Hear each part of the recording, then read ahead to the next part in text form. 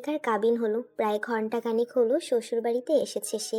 পারিবারিকভাবে বিয়ে হলেও প্রথম কথা ছিল যে 15 দিন পর তুলে আনা হবে। কিন্তু বিয়ের পর বরপক্ষের সবাই বলেছে আমাদের মেয়ে আমরা নিয়ে যাব। ব্যাস, সবার সম্মতিতে বউকে ঘরে তোলা হলো।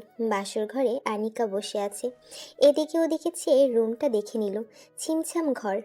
রাজীবদের আর আনিকাদের গ্রাম পাশাপাশি। 5 বছর যাবৎ দুবাইয়ে আছে রাজীব। এবার বিয়ে করবে বলে আসার আগেই টাকা পাঠিয়ে ঘর পাকা করলো। সব ধরনের আসবাবপত্র দিয়ে ঘর সাজানো হলো। ঘুরে ঘুরে যখন রুম দেখছিল ঠিক তখনই বিদ্যুৎ চলে গেল। গ্রামে এমন রাত বিরাতে বিদ্যুৎ চলে যাওয়া কোনো ব্যাপার না, কিন্তু আনিকার কাছে এই মুহূর্তে পরিবেশটা কেমন যেন গা ছমছম করার মতো লাগছে। হাত পা ঠান্ডা হওয়ার জোগাড় হয়েছে। রাজীব মোমবাতি নিয়ে ঘরে প্রবেশ করলো। কি ভয় পাইছো? চমকে ওঠে আনিকা, মাথা নেড়ে বলল। হুম।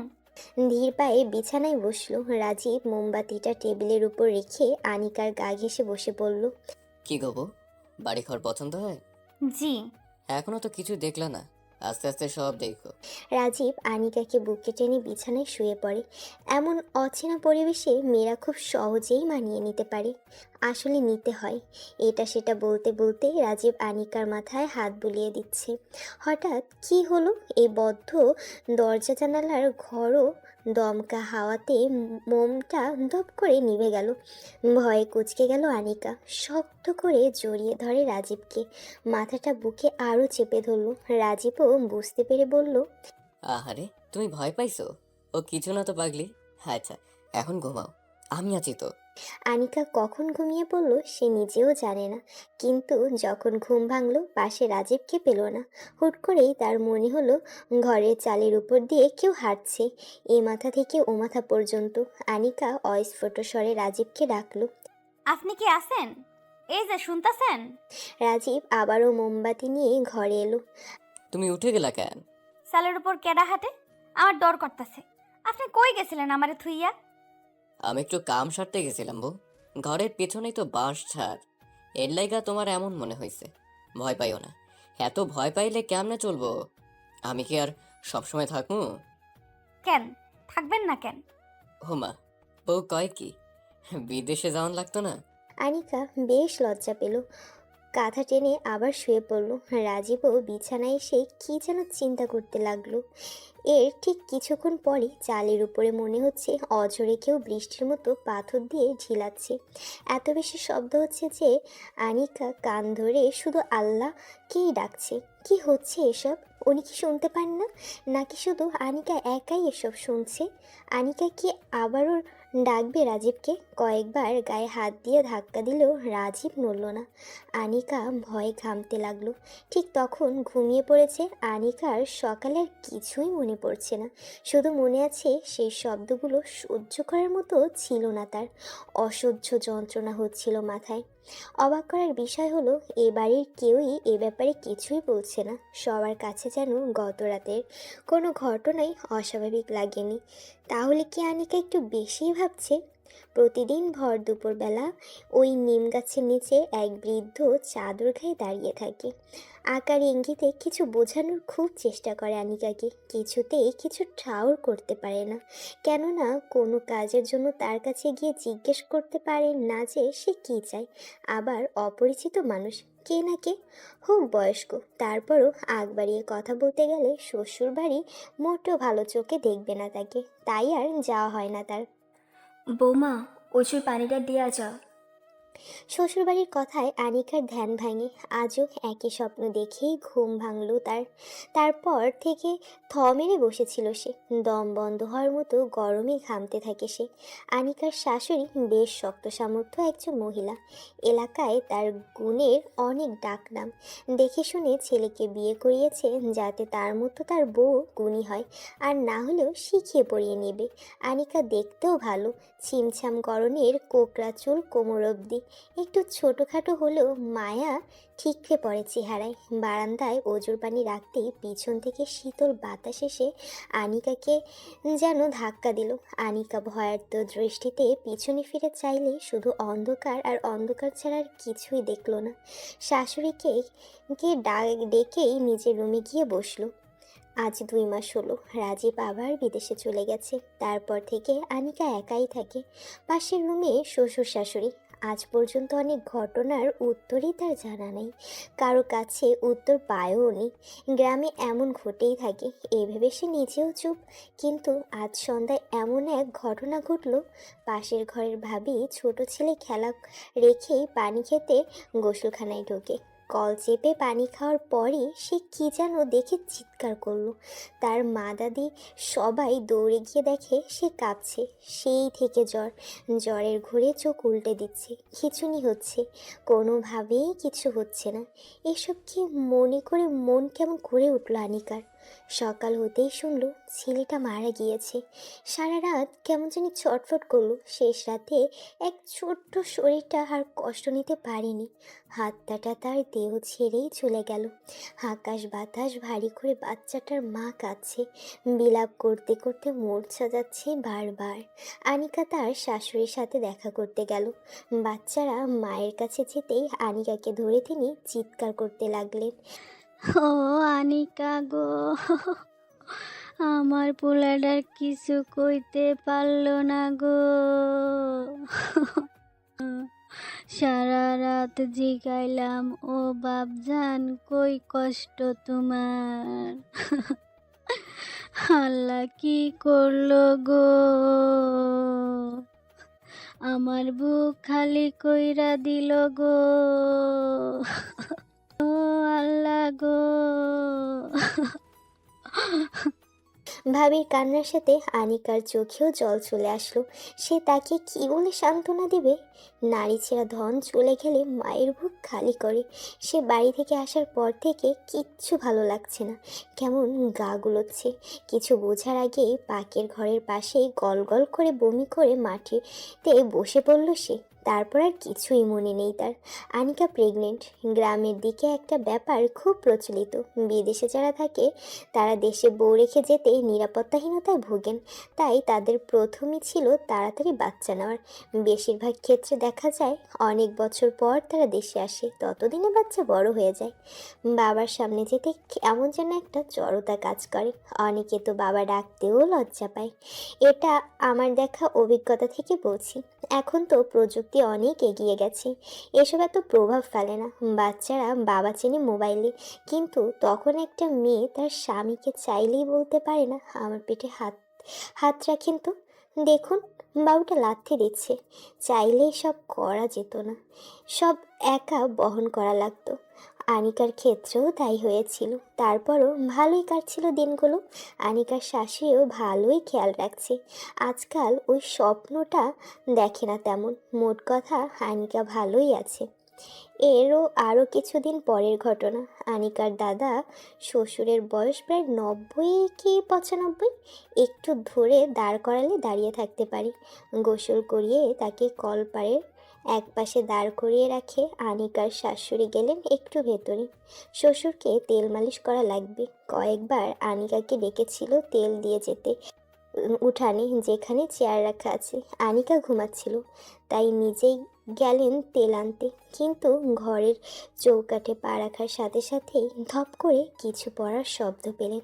পেছনে তাকিয়ে ও আল্লাহ গো বলে চিৎকার করে উঠলেন। আনিকার দাদার মুখ দিয়ে শুধু গোঙানির শব্দ। বৃদ্ধ মানুষ আরও ক্ষয় পেয়েছে, কোমরটাই ভেঙে গেল। সেই থেকে বিছানায় পড়ে রইলেন। আর কথাও বলেননি তিনি, শুধু মুখে একটু একটু শব্দ করেন। অদ্ভুত এক বিষয় হলো, আনিকাকে তারপর থেকে তিনি দেখতে পারেন না। সামনে আসলেই খুব বেশি উত্তেজিত হয়ে পড়েন, কান্নাকাটি করেন, নিজের গায়ে নিজেই কামড় বসিয়ে দেন। এসবের কারণে শাশুড়ি মায়ের নিষেধ তার সামনে যাওয়ার। আনিকার তখন 5 শেষ হয়ে 6 মাসে পড়ল। রাত গভীর হতেই সেই পুরাতন স্বপ্ন দেখতে পেল। এক চাদর গায়ে দেওয়া বৃদ্ধ নিম গাছের তলায় দাঁড়িয়ে আছে, তাকে কী যেন বলতে চাচ্ছে। আজ আনিকা সাহস নিয়ে সামনে যাবেই, যেভাবে হোক। আজ স্বপ্নের মাঝে সে স্থির করলো বৃদ্ধকে জিজ্ঞেস করবে কি বলতে চায় সে। ঘুমের মাঝে চোখ মুখে ভয়ের ছাপ স্পষ্ট হয়ে উঠেছে। কেউ তার পাশে থাকলে ভালোভাবেই বুঝতে পারত সে কোন ভয়ের স্বপ্ন দেখছে। ধীর পায়ে বৃদ্ধের সামনে যেতেই আনিকা থমকে দাঁড়ায়। বৃদ্ধ কথা বলার চেষ্টা করছেন, কিন্তু কিছু বের হচ্ছে না মুখ থেকে। বারবার চোখ বড় হয়ে যাচ্ছে, মনে হচ্ছে কোটর থেকে বের হয়ে যাবে এক্ষুনি। আনিকা ভয়ে দু কদম পিছতেই খপ করে তিনি ধরে ফেলেন।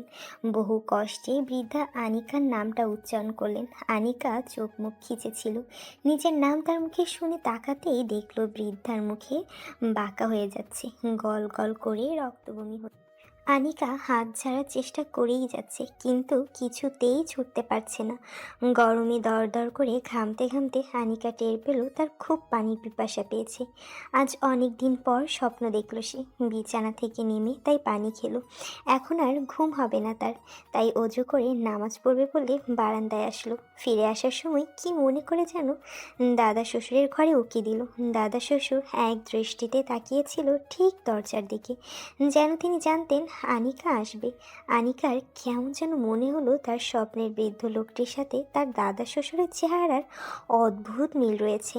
ভয়ে তার হাত পা ঠান্ডা হয়ে আসলো। সে দ্রুত নিজের ঘরে এসে দরজা বন্ধ করে জায়নামাজ বিছিয়ে বসে পড়ল। আজ 15 দিন হলো আনিকার দাদা শ্বশুর মারা গিয়েছেন। সেদিনের কথা মনে হলে আনিকার হাত পা এখনও থরথর করে কাঁপতে থাকে। মাঝরাতে প্রায় সেই স্বপ্নটা দেখে মাঝে মাঝে, কখনো কখনো একই রাতে কয়েকবার দেখে। তারপর আর ঘুমাতে সাহস হয় না তার। বরকে বেশ কয়েকবার জানিয়েছে ফোনে, তার শাশুড়ি তাবিজ এনে দিয়েছে, কিন্তু খুব একটা কাজ হয়নি। সেদিন দাদা শ্বশুরের কাছ থেকে এসে জায়নামাজেই ঘুমিয়ে পড়ে আনিকা। বেকায়দায় ঘুমানোর ফলে হাত পা অবশ হয়ে আছে। পাশের রুম থেকে গুনগুনিয়ে কান্নার আওয়াজ ভেসে আসছে। কোনো রকম উঠতে গিয়ে হঠাৎ পেটের ভেতর মনে হলো কিছু নড়ে চড়ে উঠল।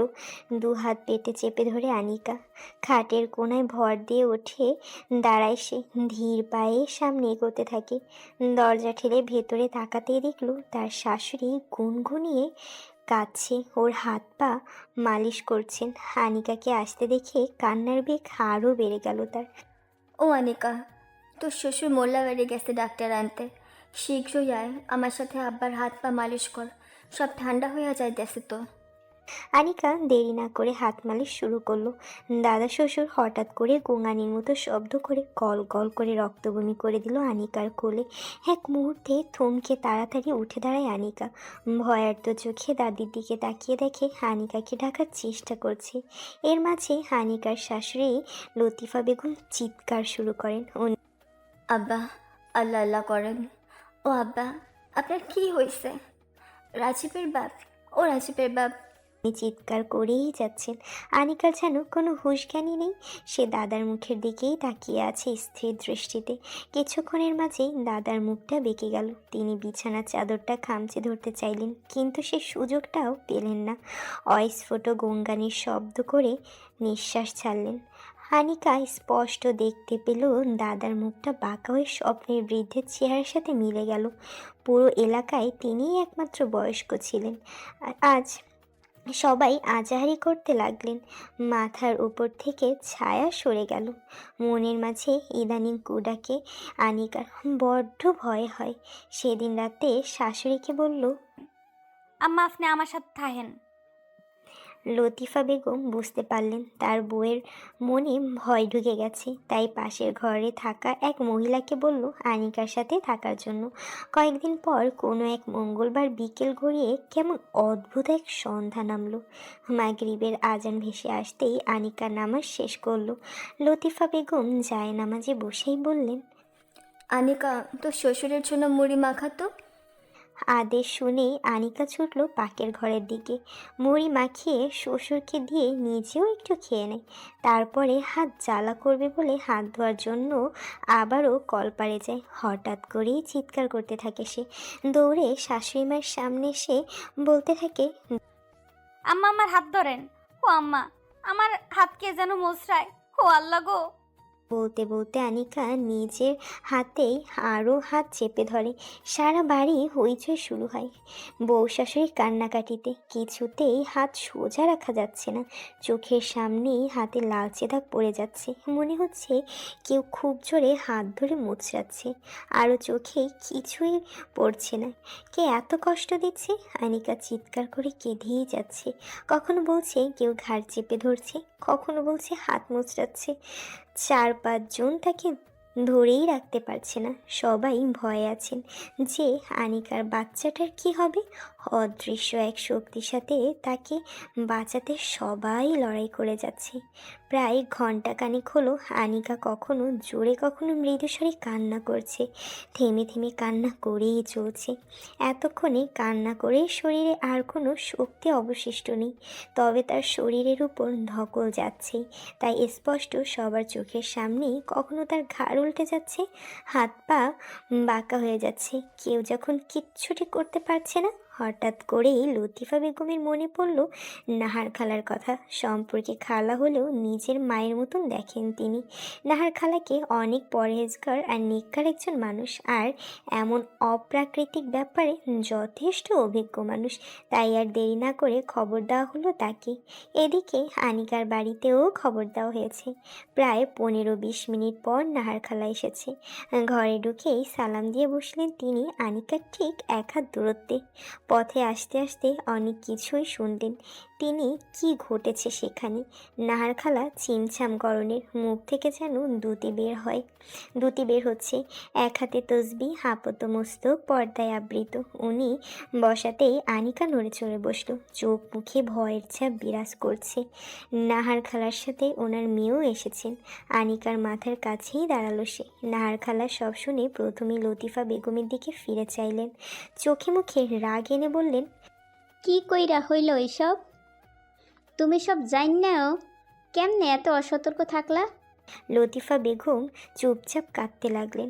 একমাত্র ছেলের একমাত্র বউ, ছেলের বউয়ের বাচ্চা হবে, প্রথমবার দাদি হবেন। তার চেয়ে আর কেই বা এত খুশি হবে? কিন্তু এত বছর পর আবারই একই ঘটনা ঘটবে তিনি ভাবেননি। নিজেকে অপরাধী লাগছে তার। ডান হাতে বাড়িয়ে আনিকার হাতটা নিচের মুঠোয় পুরে নাহার খালা সূরা পড়তে লাগলেন। মাথার কাছে দাঁড়িয়ে নাহার খালার মেয়েও ইয়াসিন সূরা পড়তে লাগলেন।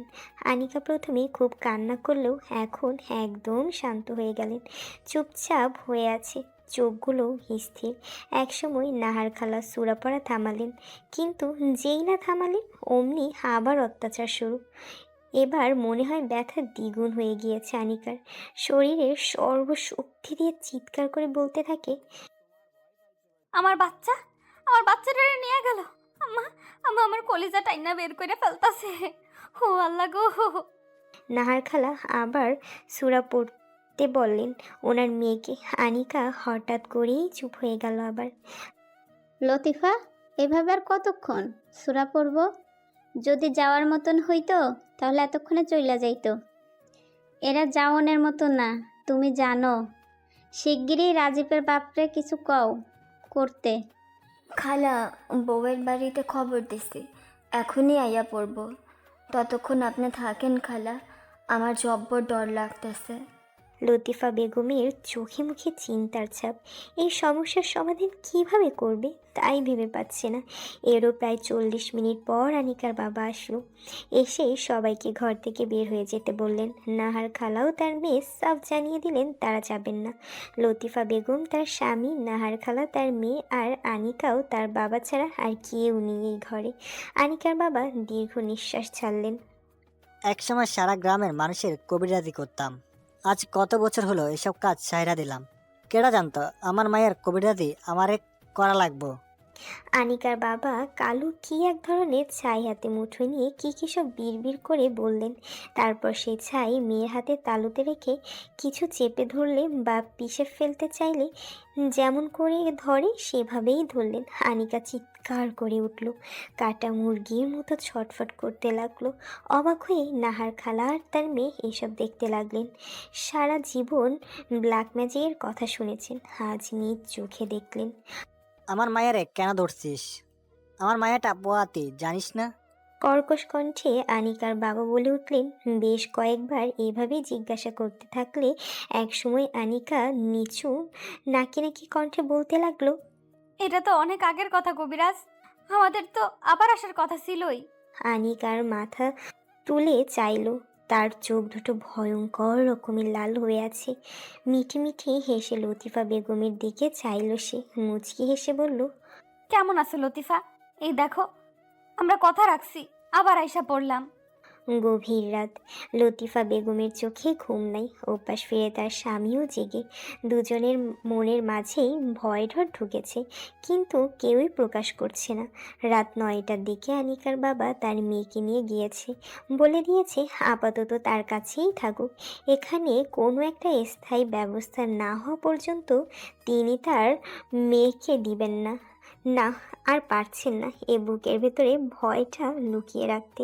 এই ভয়টা 25 বছরের পুরনো। আজও সেই দিনগুলোর কথা মনে পড়লে ঘুম আসে না লতিফার।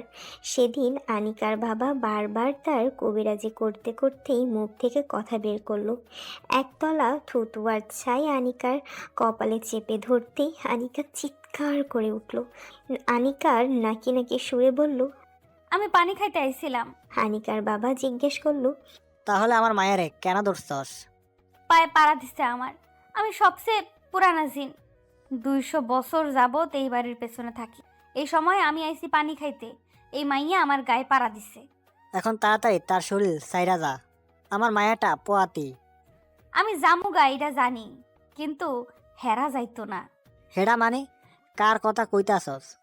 আমরা 9 জন থাকি একসাথে এই বাড়ির পেছনের বাঁশঝাড়ে। আমি অসুস্থ, তাই মাইয়ার উপর একা ভর করতে পারতেছিলাম না, তাই হেরারে রাখছি। এরা এখানেই আছে। এই কথার পর পুরো ঘর নড়ে ওঠে। আনিকার খাট নড়তে থাকে। সবাই মুখ চাওয়াচাই করে। আতঙ্ক সবার চোখে মুখে ফুটে ওঠে। আনিকার বাবা আবার চিৎকার করে ওঠে, পেটের বাচ্চাটা মইরা যাইব। তোরা যাবি কিনা বল? আনিকা মাথা তুলে শাশুড়ির দিকে তাকায়, তারপর ঘাড়া বাঁকা করে নাকি সুরে বলে, এবার এই বংশের কোনো না কোনো বাচ্চা 5 মাসের জন্য তো মারাই যায়। এই দেখি নতুন।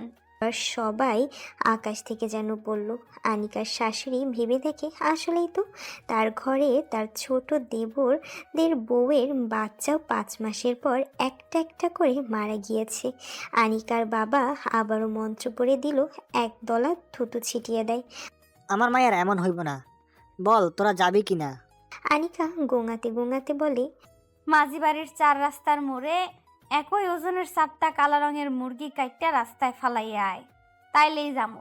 কিন্তু বাকিদের কথা কইতে পারি না, তারা আবার ধরতেও পারে। আচ্ছা, আমি আমার মায়ারে এখান থেকে নিয়ে যাবো। আর বাকি কারো ঘরে তোরা কিছু করতে পারবি না। বাচ্চাটারও ক্ষতি করবি না। আনিকা হাসে। ক্ষতি? বুড়ারে দিছিলাম ধাক্কা, পরে মইরা গেল। কার কথা কইতাছিস তোরা?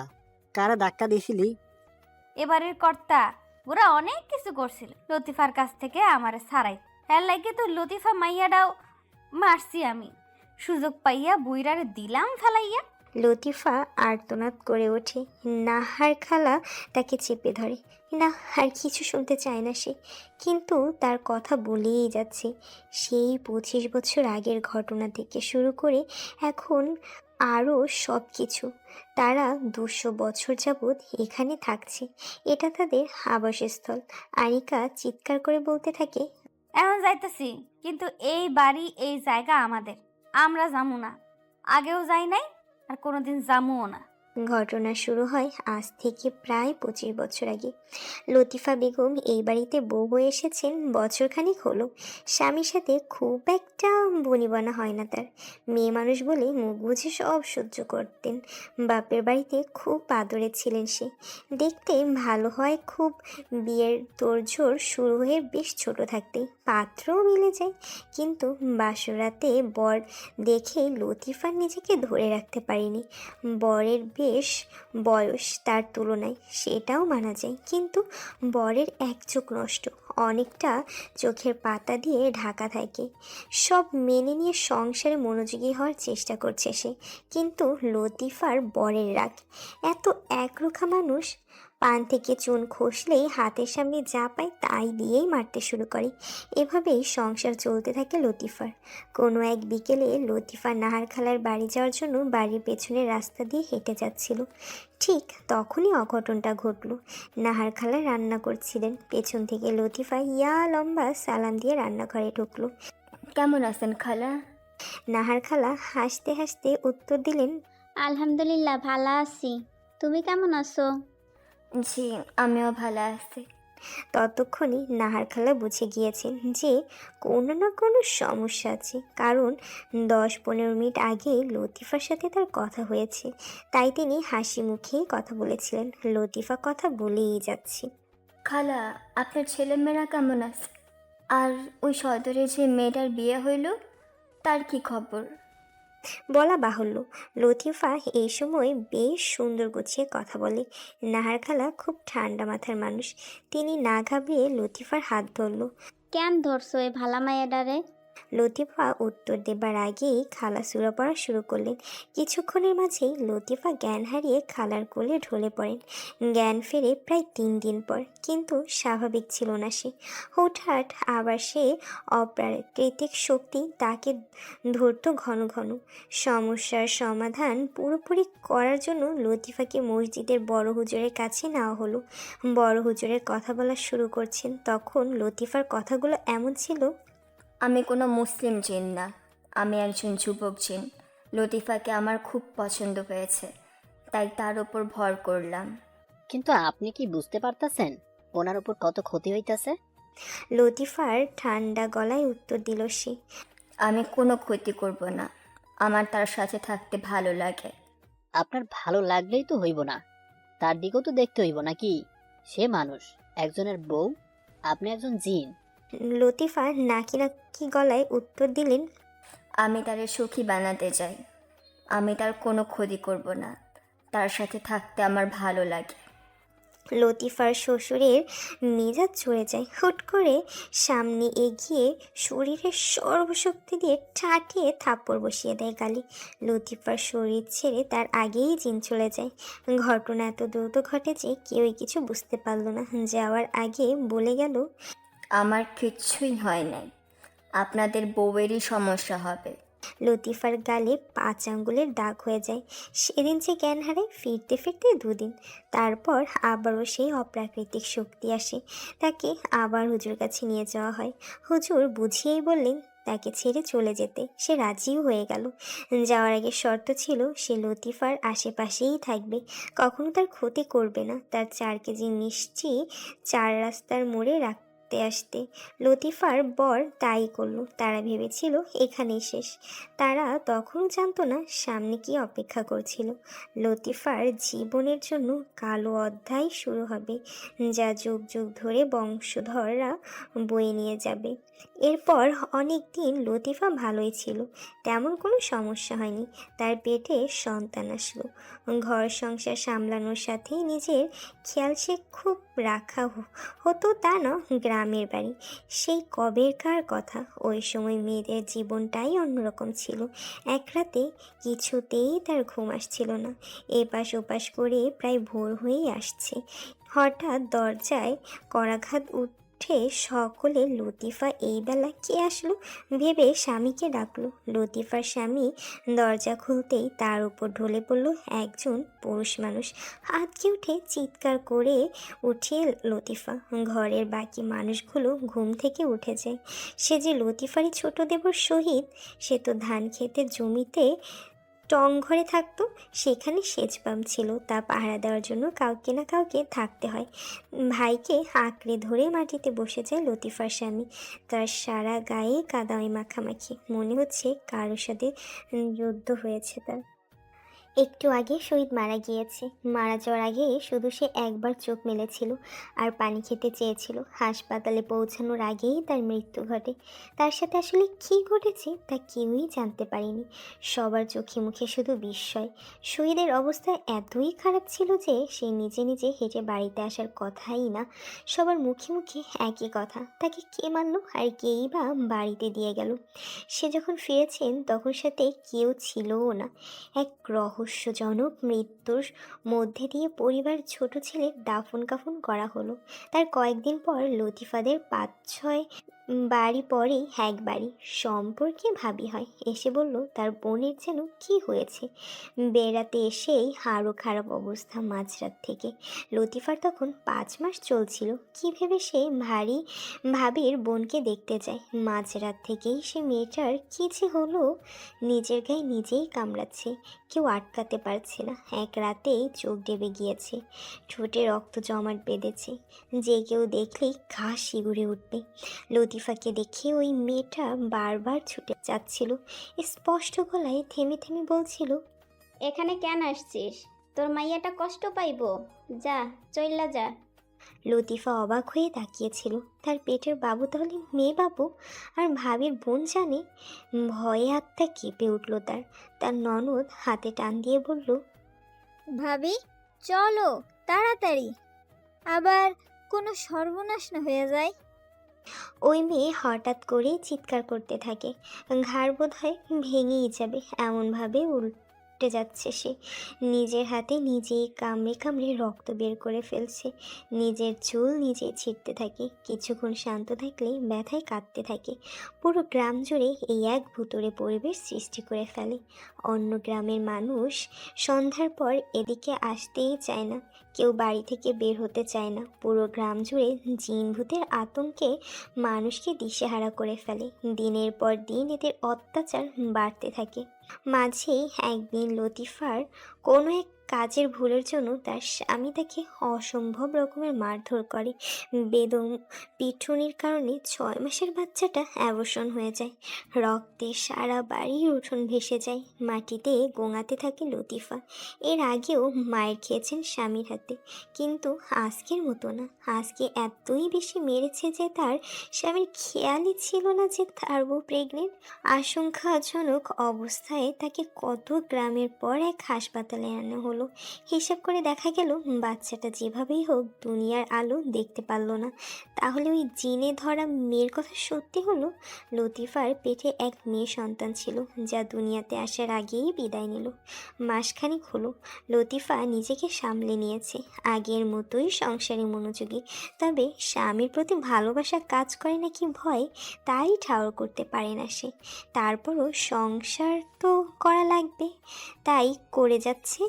এতে করে অবশ্য তার স্বামীর উপর বেশ প্রভাব পড়েছে। সে খুব করে খেয়াল করলো তার বউ আগের মতো হাসে না, কথা বলে না, চুপচাপ সব কাজ করে যায় শুধু। আগে মারলে খুব কাঁদতো, এখন কাঁদেও না, এক মনে বসে বসে কী যেন ভাবে। একদিন রাতে লতিফার স্বামী ঘুম ভেঙে যায়। ঘরের কোনো এক সলতে দিয়ে কেরোসিনের এক বাতি জ্বলছে। কোথাও লতিফাকে খুঁজে না পেয়ে ঘরের দরজার কাছে আসতেই দেখে ঘরের দরজা খোলা। এতে রাতে ঘরের দরজা খোলা পেয়ে থমকে দাঁড়ায় সে। চৌকাঠ পেরিয়ে বারান্দায় আসলেই দেখে এক কোণে বসে লতিফা গুনগুন করে কাঁদছে। লতিফার স্বামী বেশ ভয় পায়, কী করবে বুঝতে পারে না সে। লতিফাকে ডাকবে নাকি নিজেই কাছে গিয়ে দেখবে কি সমস্যা, ভাবতে ভাবতেই ডাক দিয়ে বসেছে। লতিফা, কি গো, কি হয়েছে এই রাত্রে বাইরে কেন তুমি? লতিফা একদম চুপ হয়ে যায়, কোনো কথা না বলে পিছনে ফিরে তাকায়। সেই দৃষ্টিতে কী যেন একটা ছিল, যাতে তার স্বামী এতটাই ভয় পায় যে 2 কদম পিছিয়ে ঘরের দরজায় ঠেস দিয়ে ভীত কাঁপা কাঁপা কণ্ঠে আবার ডেকে ওঠে, বউ, ও বউ। লতিফা, কি হয়েছে তোমার? লতিফা আস্তে করে উঠে দাঁড়ায়, হেঁটে সামনে আসে তার স্বামীর কাছে। কাছে আসতেই তার স্বামী কাপা হাতে বউয়ের হাত ধরে বলে, কি উত্তর দাও না কে রে? এ রাতের বেলায় ঢং করতেছো কেন? লতিফা মাথা তুলে তার স্বামীর দিকে চেয়ে উত্তর দিল, খুনি, আপনি একটা খুনি। আপনি আমার বাচ্চাটারে খুন করছেন। আমি মাফ করব না আপনারে, কোনো দিনও না। এই কথা শুনে এক ঝটকায় হাত সরিয়ে নেয় তার স্বামী। হতভম্ব হয়ে দাঁড়িয়ে থাকে সে। লতিফার দাঁড়ায় না, ভেতরে চলে আসে। কাঁথা গায়ে শুয়ে পড়ে সে। এমন কারো ও অনেক দিন হয়েছে যে মাঝরাতে লতিফাকে তার স্বামী বিছানায় পায় না। না পেয়ে খুঁজতে খুঁজতে হয়রান হয়। কখনো বারান্দায় পাইতো, কখনো পায় পাকের ঘরে যে কাঠ পাতা লাকড়ি রাখা সেখানে। সব কিছুতে অতিষ্ঠ হয়ে সে একদিন সন্ধ্যায় লতিফার গায়ে আবারও হাত ওঠায় তার স্বামী। তার মতো বাচ্চা মরার পরও তো লতিফা এমন করেনি। এতদিন পর আবার নতুন নাটক শুরু করেছে। পাষাণ এতটাই মারে যে লতিফার ঠোঁট কাটে, পিঠে নীল হয়ে রক্ত জমাট বাঁধে। তারপরও গলা দিয়ে কোনো আওয়াজ বের হয়নি। তবে মার খেতে খেতে একসময় জ্ঞান হারায় সে। লতিফার স্বামী বেশ ভয় পায় এবার। তার বাবা মা, আশেপাশের প্রতিবেশী সবাই খুব বকাবকি করে। লতিফার মাথার কাছে বসে সবাই দোয়াদরদ পড়তে থাকে। সবাই ভয়ই পাচ্ছে, না জানি এবার আর বেঁচে না ফেরে সে। লতিফার জ্ঞান ফেরে অনেক রাতে। তখন সবাই ঘুম। প্রচণ্ড শরীর ব্যথা নিয়ে উঠে দাঁড়ায় সে। দরজা খুলে বাইরে যাওয়ার জন্য পা বাড়াতেই তার শাশুড়ি টের পেয়ে যায় এলোমেলো শাড়িতে আর খোলা চুলে তাকে অদ্ভুত এক মূর্তির মতো লাগছে। শাশুড়ি চেঁচিয়ে ওঠে, বৌমা, কই যাও এত রাতে? শাশুড়ির কথা কানে না দিয়েই হাঁটতে থাকে সে। তার শাশুড়ি চেঁচামেচিতে সে লতিফার স্বামীও উঠে যায়, কিন্তু ততক্ষণে আর তাকে ধরতে পারেননি। অন্ধকার হারিয়ে যায় সে। আজ থেকে 20-25 বছর পর আগে গ্রামের পরিবেশটা যেমন ছিল আজ কিন্তু তেমনটি নেই। আগে গ্রামের মানুষ সন্ধ্যায় খাওয়া দাওয়া করেই ঘুম। সন্ধ্যা 7টার দিকে সবার বিছানায় গিয়ে ঘুমের আয়োজন করা শেষ। আবার উঠতো খুব তাড়াতাড়ি। লতিফা যখন ঘর থেকে বের হয়ে যায় তখন মধ্যরাত। আশেপাশে এই অন্ধকারে খুঁজেও পায়নি কেউ। তখনও পুরো গ্রাম ঘুমে আচ্ছন্ন। খোঁজাখুঁজি প্রায় শেষ। লতিফার স্বামী প্রায় ক্লান্ত। বাড়িতে ফিরেছেন যখন তখন প্রায় ভোর হয়ে আসছে। তাই এমন কঠিন সময় নামাজ পড়াটা জরুরি মনে করে কুয়া পাড়ে যায় সে। তখন কারামলে সারা গ্রাম জুড়ে টিউবওয়েল পাওয়া যেত খুব কম। বাড়ি বাড়ি জুড়েই কুয়া পাওয়া যেত। কুয়া থেকে পানি উঠিয়ে অজু করে ফিরে আসার সময় তার মনে হলো সেই গোঙানির শব্দ পেল। সেই ভয়ের রেশ ধরে কিছু দূর সামনে এগিয়ে যেতেই বাঁশঝাড় শব্দটা যেখান থেকেই আসছে, ছোট একটা হারিকেন নিয়ে সামনে যেতেই দেখলো লতিফা মাটি খুঁড়ছে। খুব তাড়াহুড়া করে মাটি খুঁড়ছে, কোথাও স্থির না সে। এখন এখানে তো তখন ওখানে। চাপা গলায় সুর করে কাঁদছে সে। লতিফার স্বামী পা দুটো ভারী হয়ে আসে। কি দেখছে সে? তার বউ পাগলের মতো এইখানে মাটি খুঁড়ছে, আর সে সারা গ্রাম খুঁজে বেরিয়েছে। হন্যে হয়ে খোঁজাখুঁজি শেষ। সকালের আশায় ছিল যে নিশ্চয়ই সকালে খুঁজে পাবে। লতিফার কাপড় চোপড়ও ঠিক নেই। মনে হচ্ছে খুব ধকল গিয়েছে তার উপর। হাত পা ছিলে গিয়েছে। কাঁদতে কাঁদতে নাক মুখ লাল হয়ে আছে। কাছে গিয়ে তার স্বামী ডাকতেও কোনো সারা শব্দ নেই। লতিফার কাঁধে হাত রাখতে সে তার স্বামীর দিকে ফিরে তাকায়। করুণ নয়নে স্বামীর দিকে তাকিয়ে বলতে থাকে, আমার মাইয়ার নাম রুশানি। যেদিন জানছি মাইয়া হইব সেই দিনই নামটা ঠিক করে রাখছি।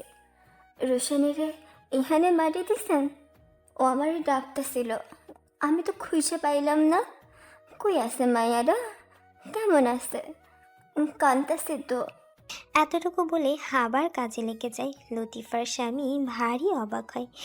এমন 2-4টা বাচ্চা মারা যাওয়া কোনো ব্যাপার না। মা খালাদের এমন অনেক বাচ্চাই মারা গিয়েছে, অথচ তার বউ এমন উল্টাপাল্টা আচরণ করেই যাচ্ছে। মেজাজ খারাপ হয়েছিল বলেই মেরেছিল বিকেলে। এখন দেখে মেরে তো কোনো লাভ নেই।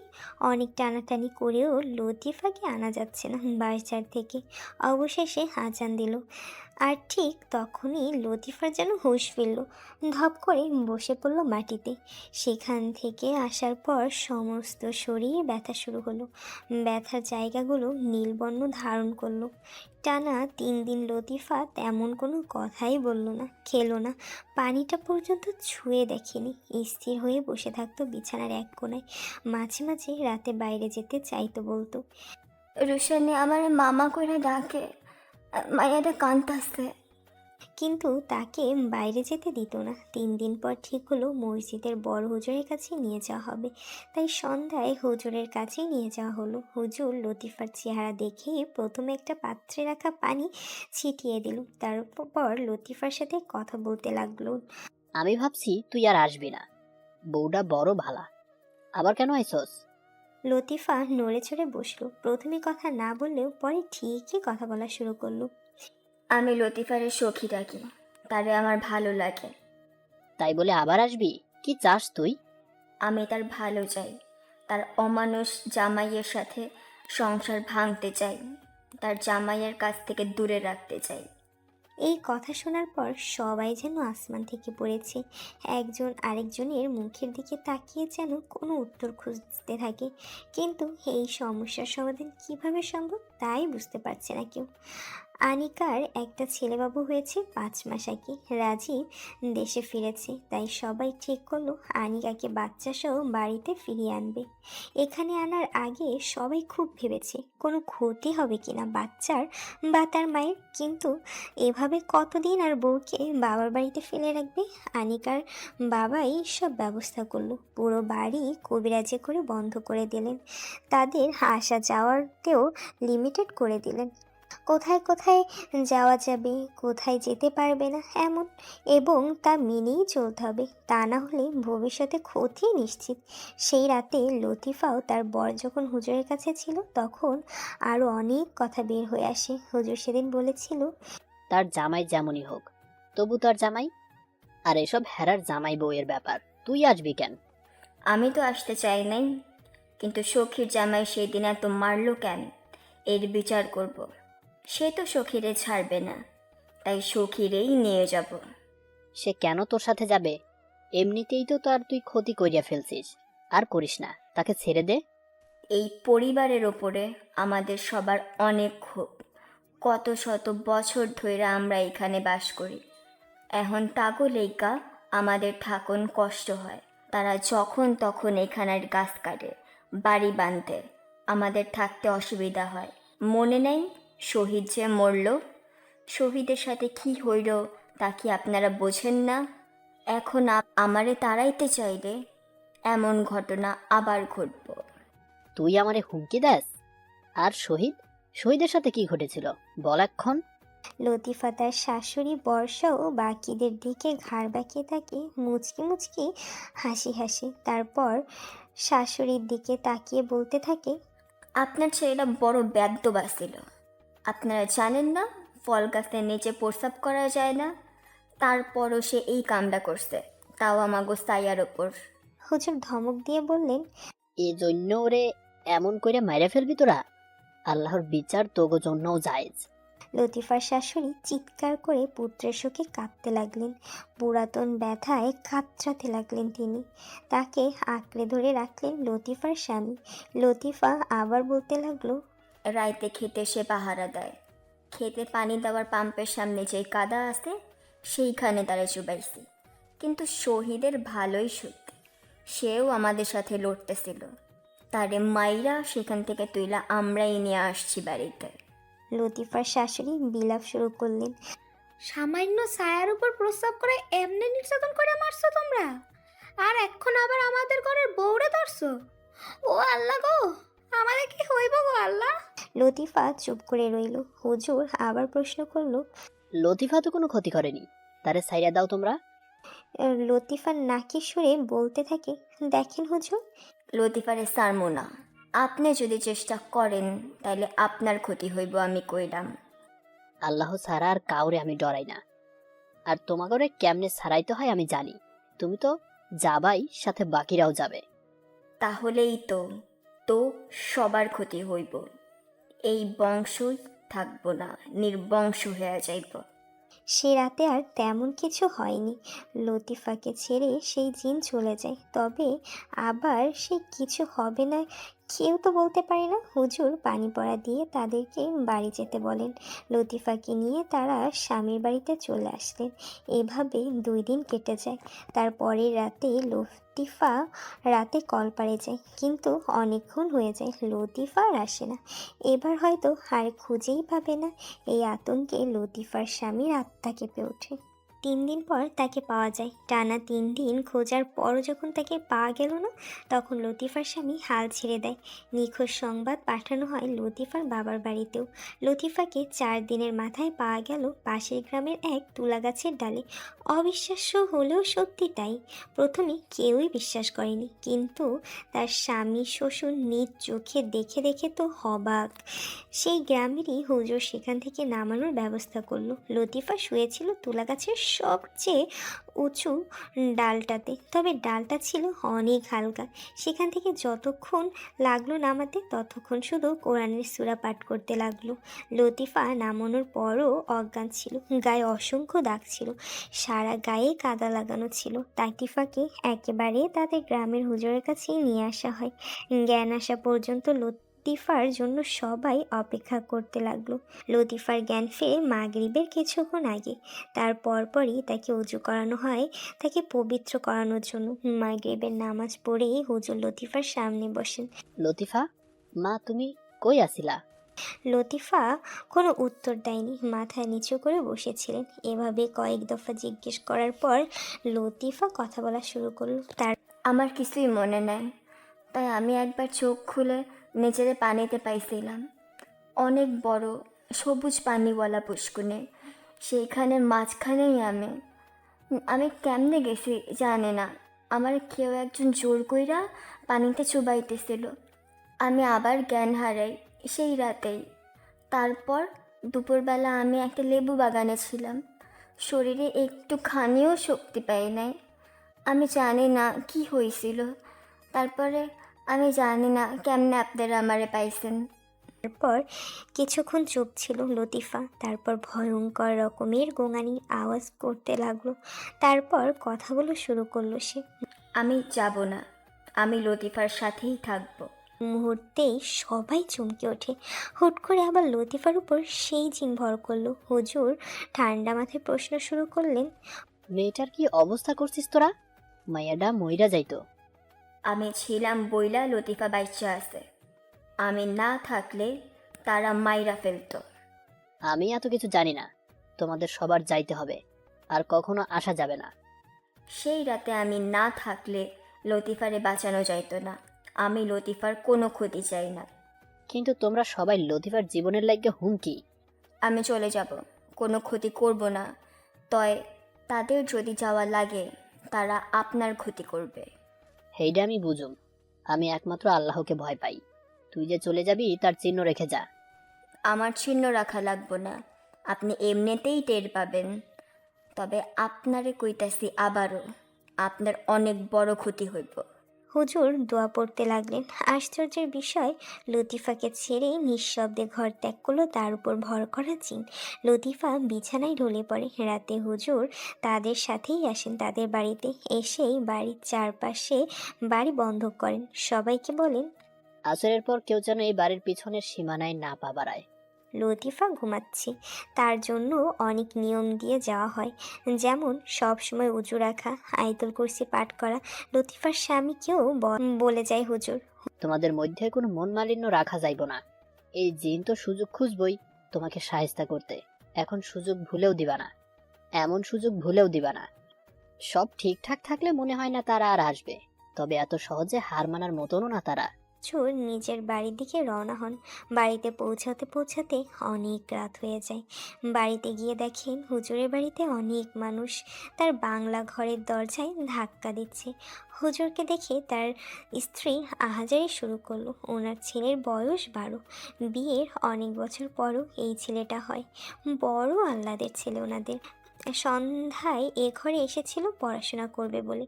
এরপর এসে দেখে দরজা বন্ধ, কোনো সারা শব্দ নেই। উনি ভাবলো ঘুমিয়ে পড়েছে, তাই দরজা ধাক্কিয়ে যাচ্ছিল, কিছুতেই কোনো শব্দ পাওয়া যাচ্ছে না। হুজুর দরজা ভাঙার নির্দেশ দিলেন। দরজা ভেঙে ঘরে ঢুকে কোথাও ওনার ছেলেকে পাওয়া গেল না। নাই তো নাই, কোথাও নেই, কোথাও যাওয়ার উপায়ও নেই। দরজা জানালা সব বন্ধ, কিন্তু তাহলে ছেলে উধাও হলেন কিভাবে?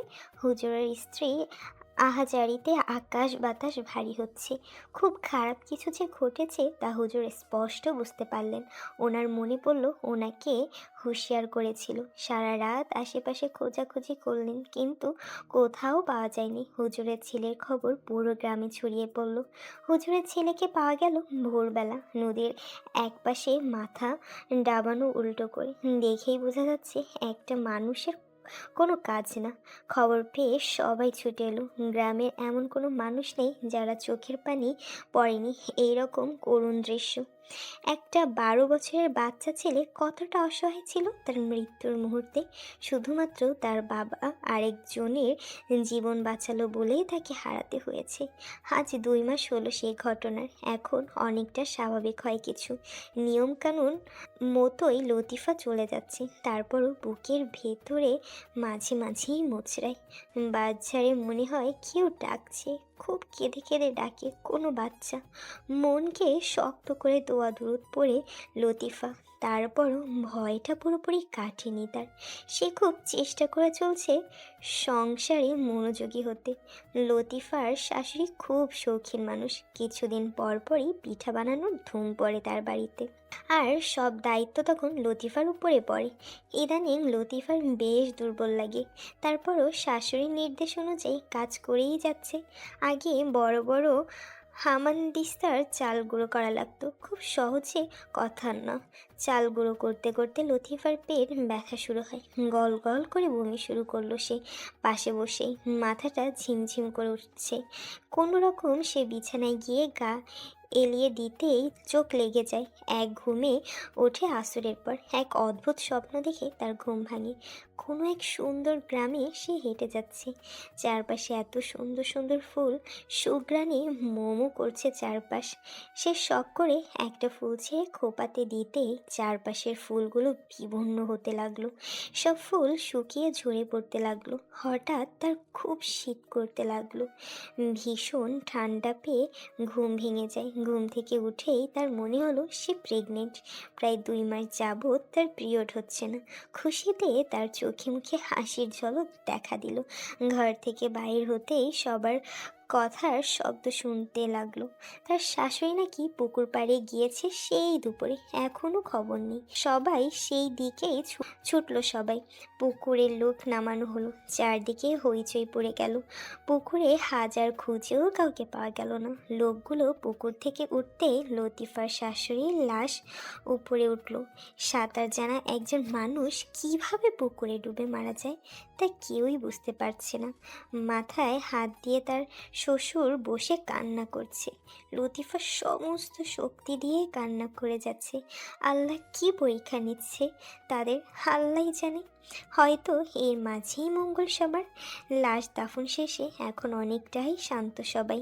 লতিফা একা একা সব ঘটনা আউড়ে যাচ্ছে। এতক্ষণে সে হিসাব মিলাতে পারছে। তার পেটের বাচ্চাটা হয়তো বেঁচে গিয়েছে, কিন্তু তার বিনিময়ে তার শাশুড়ির জীবন চলে গেল। এর জন্যই সে এত অদ্ভুত স্বপ্ন দেখল। জীবনটা কত বৈচিত্র্যময়। কখন কার জীবন সঞ্চার হয় আর কখন কে মারা যায় তা আগে থেকে বোঝাই যায় না। সেই রাতে কত কষ্ট পার করেও সে বেঁচে আছে, আর তার শাশুড়ি কত নিষ্পাপ হয়েও শাস্তি পেল। এই জিনজাতি খুব রহস্যময়। শাস্তি তারাও পাবে এই আশাতেই এই গ্রামের মানুষগুলো স্বাভাবিকভাবে জীবনযাপন করে যাচ্ছে। আনিকার ছেলেটা এখন বেশ বড় হলো। হয়তো সেও বিয়ে করবে একদিন। হয়তো তার বউ অনেক ঘটনার সম্মুখীন হবে। তারপরও সব স্বাভাবিকভাবেই মেনে নিয়ে জীবন চলবে সবার। তারা আর মানুষরা একই সাথেই বসবাস করে যে অভ্যস্ত। কিছু সমস্যার কখনো স্থায়ী সমাধান হয় না। তাই হয়তো আনিকাকেও এ বাড়িতে বউ হয়ে এসে অনেক কিছু সহ্য করতে হয়েছে। এভাবে তাদের পরের প্রজন্মগুলোও সহ্য করবে। এমন এক একটা সেই রাত আসবে, আর তাদের জীবনে এক একটা কালো অধ্যায় রচিয়ে যাবে।